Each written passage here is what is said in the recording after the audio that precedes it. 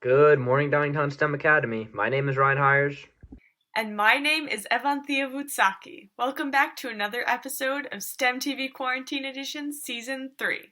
Before we start this episode, we would like to remind you that STEM TV is looking for new segments to air on this season of STEM TV Quarantine Edition. If you have any ideas or talents that you would want to share, please click the link in the description below for more information and submission details. First up, we have STEM Weather with Brendan. He'll give you the scoop about all the weather for this week. Let's hand it over to him now.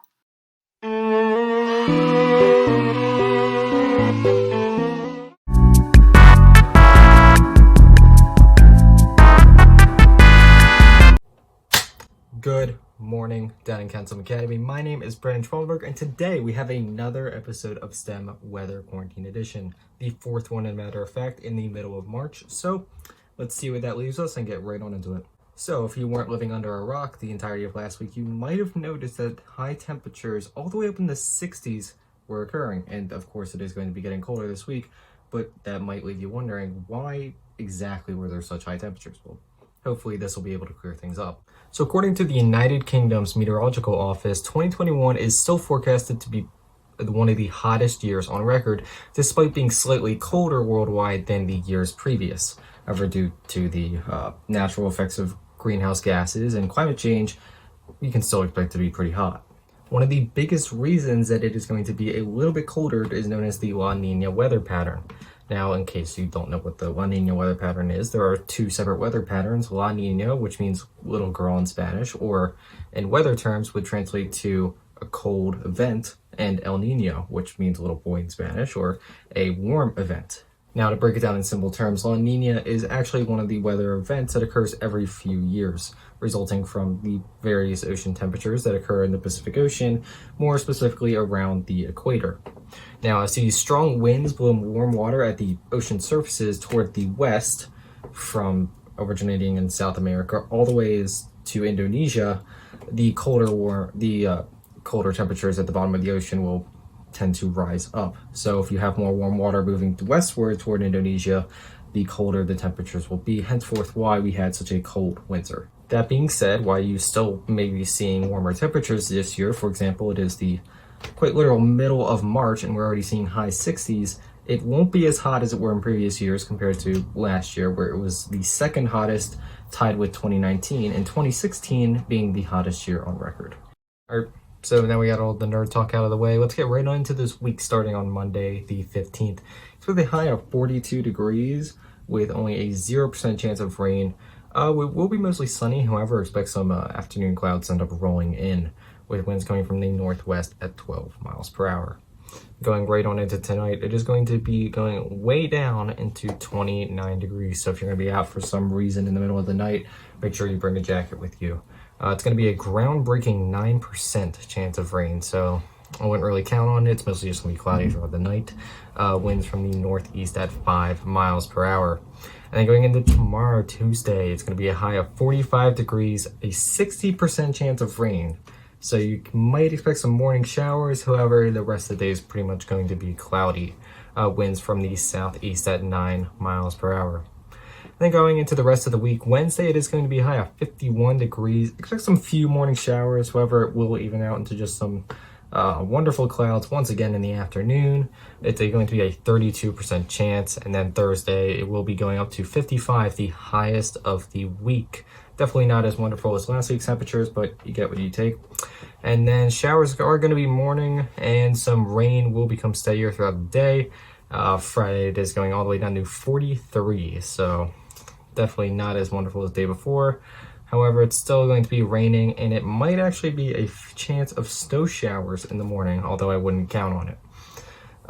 Winds coming from the north at 10 to 20 miles per hour, so it is going to be a little bit chillier than the other days, talking in wind terms.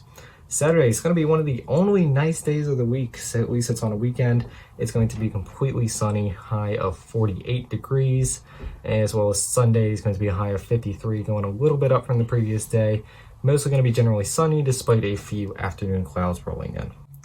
So, that's all I got for you today, Downtown STEM Academy. Have a wonderful rest of the week. See you next time. Thanks, Brendan, for that weather update. Don't forget to dress appropriately for all the rain this week. Next, we have STEM Happenings hosted by Aparna. Let's see who she's interviewing this time.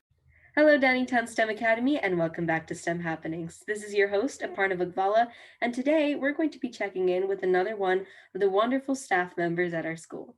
Our special guest for this week is Mrs. Tomlinson. Welcome to the show. Hi, how are you? I'm doing great, thanks. How are you doing, Mrs. Tomlinson? Good. So adjusting to the new normal. So how is everything going for you school-wise? Are you excited to see more of your students coming in soon?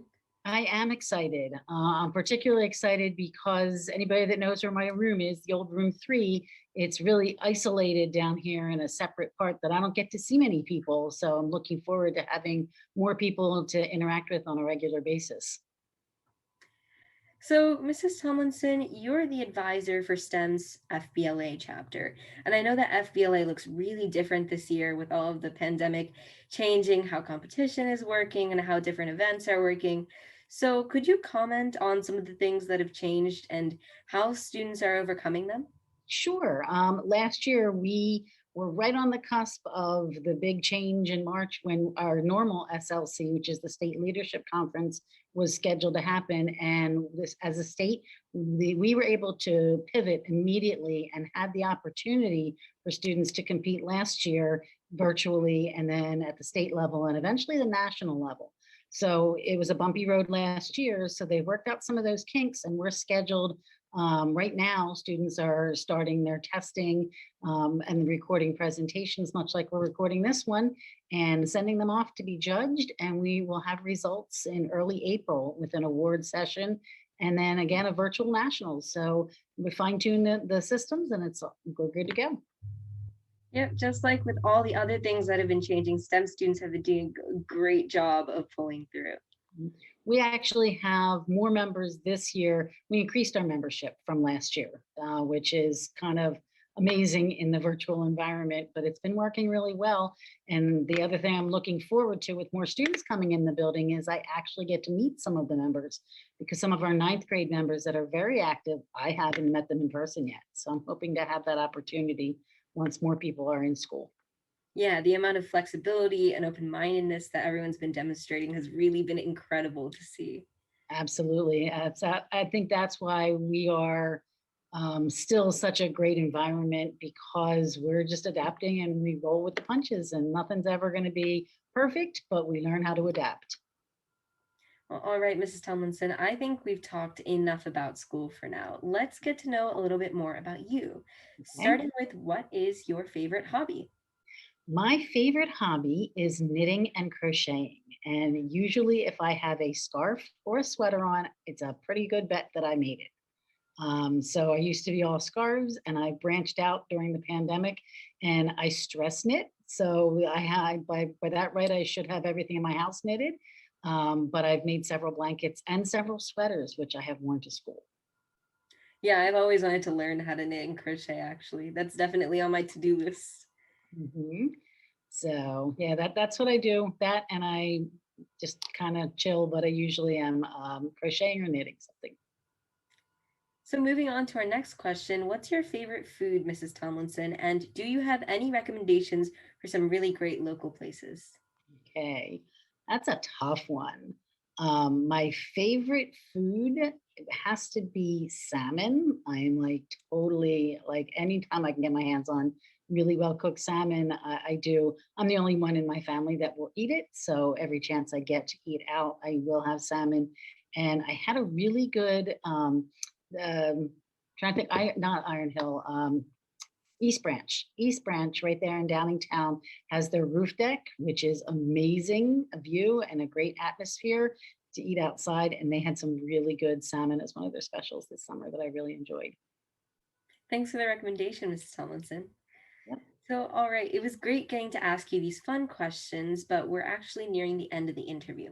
But before we go, I'd just like to ask you a question that I've asked every single teacher so far on STEM Happenings. What life advice do you have for the students watching this interview right now? Okay. Life advice is to always treat people in a way that you never know what's going on behind the scenes and what might be coloring their perceptions or their realities. So always look at people, whether it's adults or whether it's your fellow students. Give them some grace, because you never know what's going on behind closed doors or outside of school. Thank you so much for that wonderful advice, Mrs. Tomlinson. That brings us to the end of the interview. Thank you for joining us on the show today. Oh, you're welcome. Have a great day, everybody. As always, I'll be back soon with another interview. But until then, have a great week, STEM Academy, and I'll see you later on STEM Happenings. Bye. Thanks again, Aparna, for that amazing interview. If you would like to sign your club up for an interview on STEM Happenings, please follow the link in the description below. Next, STEM is proud to announce another Kindness Week. Kindness Week will last this whole week and will be packed with fun activities and spirit days. The goal of this year is to remind the entire student body and staff that we are all in this together. A special thanks goes out to Evidum, Key Club, and Student Council for helping to organize this event. Kindness Week starts today with College Apparel Day, and music will be playing all throughout the day. Tomorrow will be Crazy Sock Day, and there will be a scavenger hunt during advisory. Wednesday will be Gratitude and Green Socks Day. Thursday will be Tie-Dye Day, and there will be a lunch and Zoom and a swag bag event. Finally, Friday will be Favorite Sports Team Day.